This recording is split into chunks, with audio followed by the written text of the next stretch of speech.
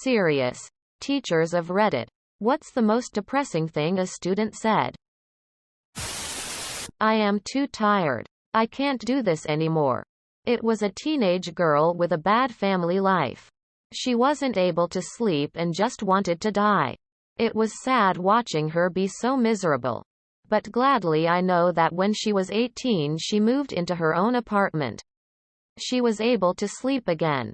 Even found a boyfriend who was there to help her feel safe and loved. I'll never forget her. 4th grade girl. Always falling asleep in class. When I asked her what was going on, she said she was afraid to sleep at night. Because rats come into her bed and bite her. Lifted up her pant legs. Legs full of little red sores where they had been nibbling. I had a 3rd grader who was unusually tired. When I asked him about it, he said he'd been up a lot the night before because he was sleeping with the dog. No one was home but him and the dog. Turned out his parents were out of the country and his uncle, who was supposed to be watching him, never showed. Had to call child services. Uncle was arrested and he stayed with his grandparents until his parents returned. That he, 10 years old boy, couldn't use the Chromebook I gave him for remote learning because the Wi-Fi in the shelter wasn't working. It was me. I was being incessantly bullied and I finally broke down in class. Yelled at my teacher and told her, I wanna die. I don't wanna be here, and sobbed. Got in trouble. My kids tell me they are stupid. Or that their parents hate them. Or that they're ugly. It's hard to be a teenager. They're just trying to figure life out. Back when I was teaching English at elementary school, I started first lesson in new class with the usual small talk with students.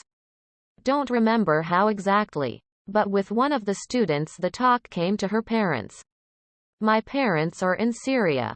The protests were just starting to turn into an ugly civil war.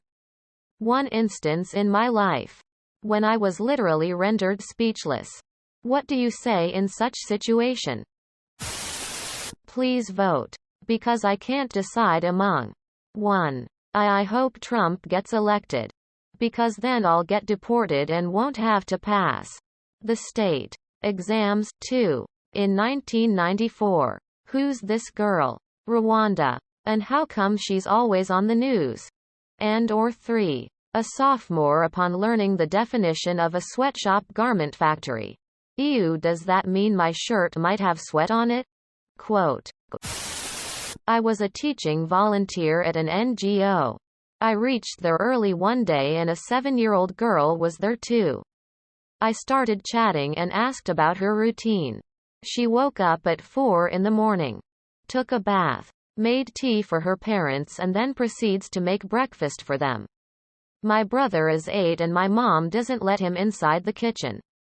I love volunteering, but incidents like these great make me believe that life can be very, very unfair.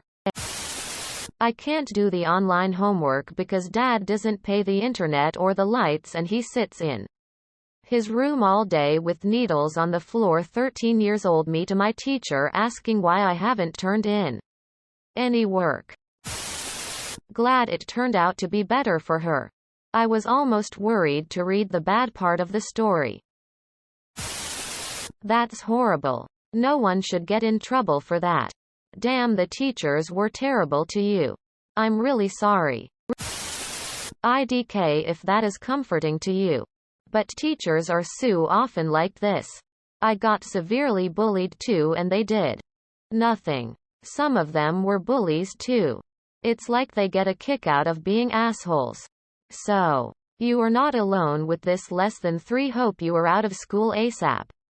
Those idiots don't deserve your time. Would be nice if answers like, wow, they are really courageous persons.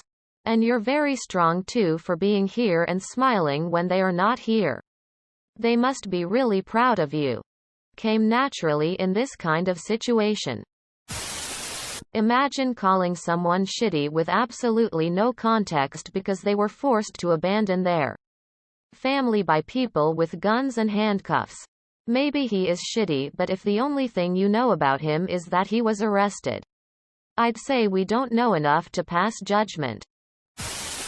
On the bright side, I'm graduating in a month or two. No more of that ghetto-ass school for me.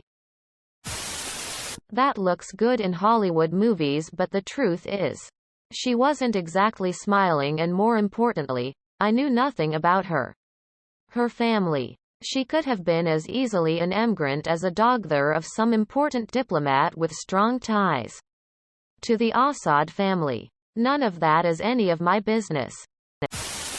The uncle is shitty because he left a minor child alone to fend for themselves and didn't go to take care of him as agreed. I hope you don't have to deal with *TTY people like that again. Did anyone talk to you or get you help or anything? Or let me guess, they didn't care.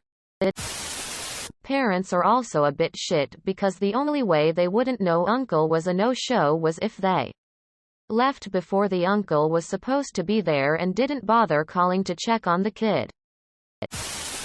Dude, he was kidnapped by the police. What do you suggest he should have done? 4. Disrupting class. I think it was that time. My homebound teacher and my grandma decided maybe it best I switched to online learning more permanently. My school? Nah, they didn't give a fuck. My grandma and my homebound teacher. A program for sick kids so we can stay home and our teachers teach us from there until we're able to finally be physically in school. We're the only ones in my corner. I'm not following you. Are you suggesting the uncle was arrested and therefore couldn't go care for the kid, thus making it not his fault? 'Cause it doesn't say that. The order of the sentences suggests that he was arrested after CPS was called. Yeah, know what? After rereading the original comment, I think you are correct. I'm sorry. It does seem that the order of events is that the uncle was arrested later. This being the case, I agree that it's more likely that the uncle was just being shitty. I misunderstood the order of events at first. I think you're attempting to point out some hypocrisy. Do I have that right? If not, would you clarify what you're attempting to communicate? If you are attempting to point out some hypocrisy, please note that the second part of your quote, with the creative capitalization, does not contain any judgment. No problem. I'm impressed that you apologized. Have a pleasant rest of your day. Look, I don't even know why I wrote that. The internet should not be a place to provoke other people. Sorry about that.